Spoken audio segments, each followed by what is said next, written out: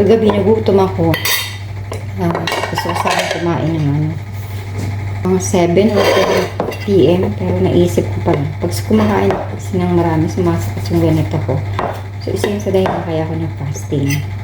Pinahinga ko talaga yung tiyan ko sa food.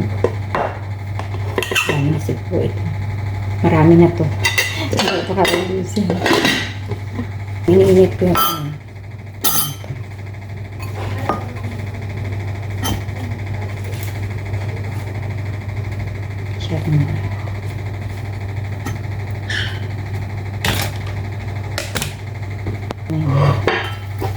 ay!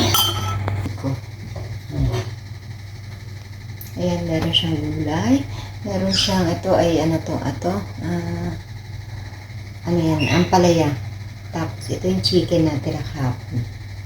Tapos, gumawa din ako ng, yung French toast. Ayan. Isang brioche na hotdog buns. So, yun lang for today.